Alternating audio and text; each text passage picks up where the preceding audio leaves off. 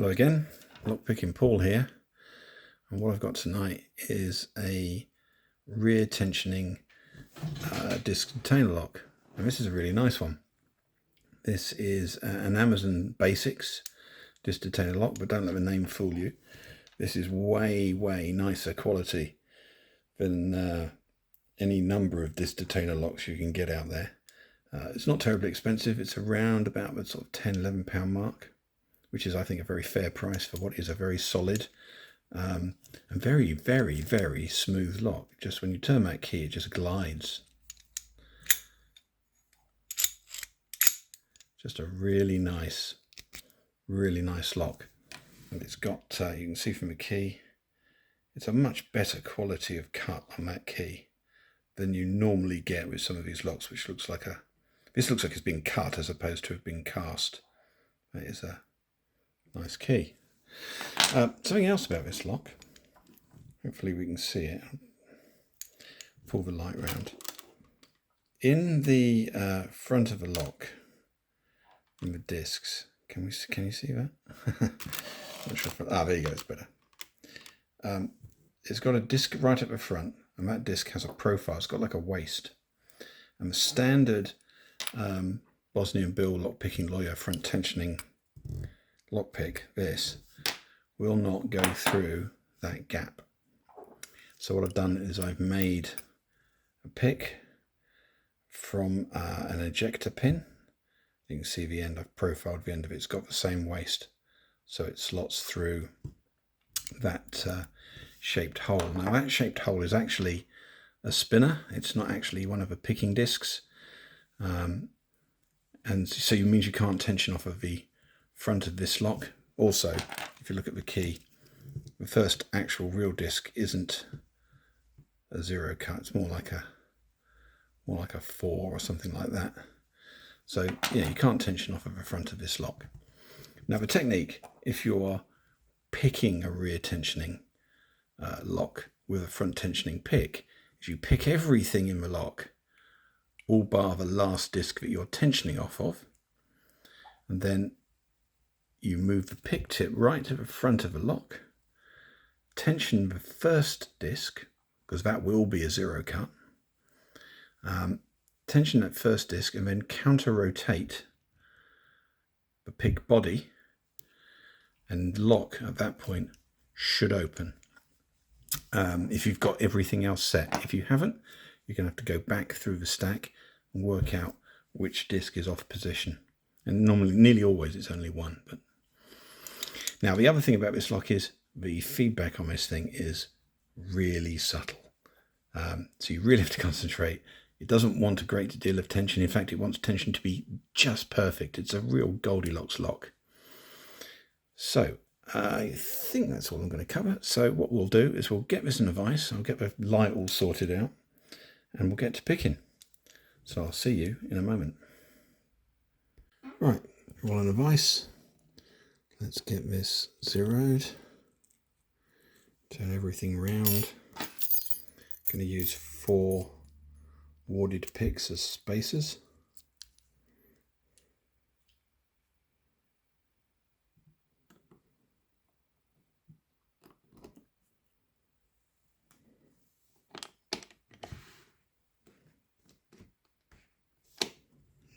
Right, down to disc number 1. One's a zero cut, so I'm not going to touch it.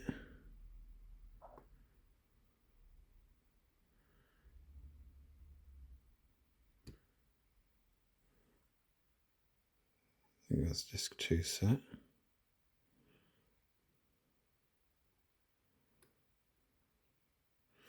Three is a zero cut, so I'm going to leave that.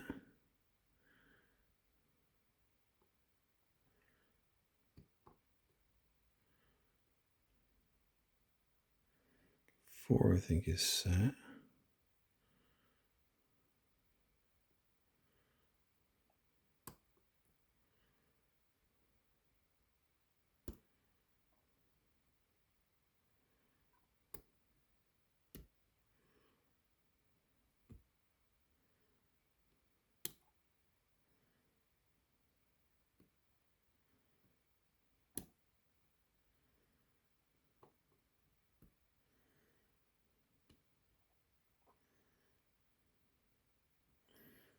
5, I think is set now.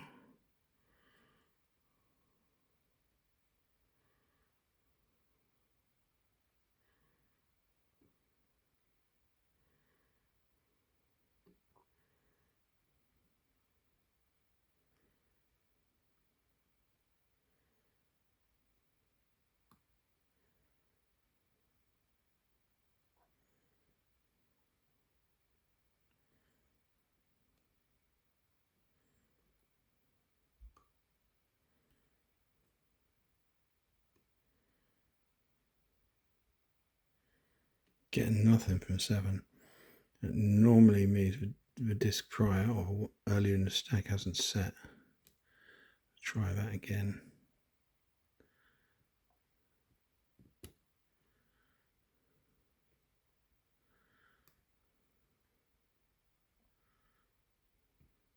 That's more like it.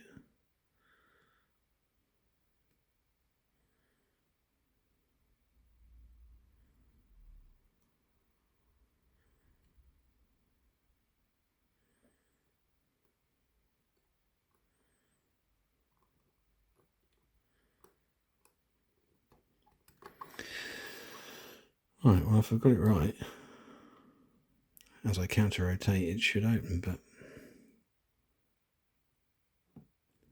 no, I've missed something.